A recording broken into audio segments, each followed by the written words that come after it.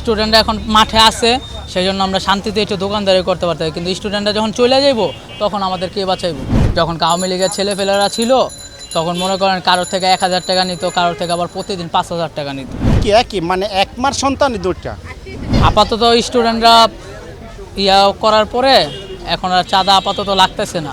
এখন ভবিষ্যতের কথা তো আর আমরা বলতে পারি না ভবিষ্যতে কী হবে, কারণ স্টুডেন্টরা যে এটা করছে, কারণ স্টুডেন্টরা তো আর সারা জীবন এটা করবো না, ওরা ওদের পড়াশোনা নিয়ে ব্যস্ত থাকবো, তাদের একটা জীবন আছে, সেই জীবনটা নিয়ে ব্যস্ত থাকবো। তো আমাদেরকেই দেখতে হবে। স্টুডেন্টরা এখন মাঠে আছে, সেই জন্য আমরা শান্তিতে একটু দোকানদারি করতে পারতাম, কিন্তু স্টুডেন্টরা যখন চলে যাইব তখন আমাদেরকে বাঁচাইব, তখন তো আবার এটাই শুরু হইব, এই জুলুম অত্যাচার। তখন আমরা কোন দিকে যাব? আপাতত আলহামদুলিল্লাহ ভালো আছি। আগে চাঁদা এটার কোনো ফিক্স ছিল না, মানে এক এক দিন এক এক রকম নিত, যার থেকে যা পারতো তা নিত আর কি।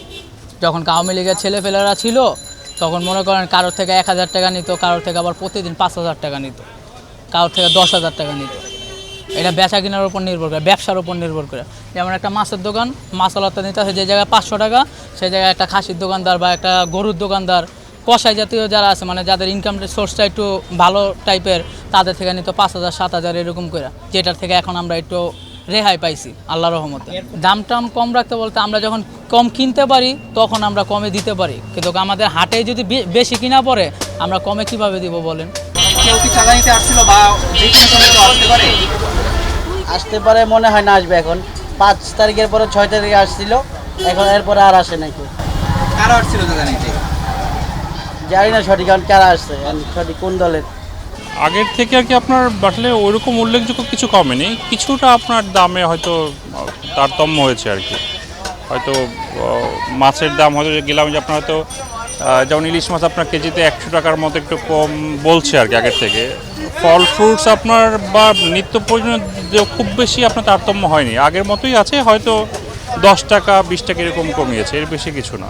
হ্যাঁ, এটা আসলে না আমাদের কান পর্যন্ত তো আসতেছে না, সেটা আমরা জানিও না নিচ্ছে কি নেয়নি। এখন যদি এই যে ভাইয়েরা বলতে পারবেন যে আসলে চাঁদাটা ওদের কাছ থেকে আগে নিত বা এখন নেয় কিনা আর কি, বাট আমরা তো আসলে সাধারণ জনগণ, আমরা ঠিক জানি না আসলে ব্যাপারটা আসলে আগেও চাঁদা নিত কিনা বা এখন নিচ্ছে কিনা আর কি।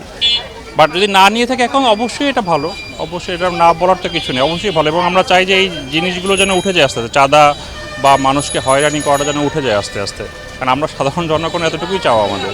না এখন চাঁদা মাদা নেয় না, আগে কিন্তু 800 টাকা করে নিত আপনার, খুব জুলুম করতো আগে, অনেক জুলুম করছে। 800 মানে ছোট ক্ষুদ্র ব্যবসায়িক তাদেরকে তার চেয়ে তো নিচ্ছে 600-700 টাকা নিচ্ছে, কিন্তু এখন চাঁদা নেয় না। আমরা এখন ব্যবসা করতেছি খুব আরাম, ভালোই। এখন না আমরা যে সরকার আছে সেই সরকারই চাই এখন বর্তমানে, যে সরকার আছে আমাদের এই সরকারই দরকার, যে এখন খুব চালাইতেছে, খুব ভালো চালাইতেছে, বুঝছেন।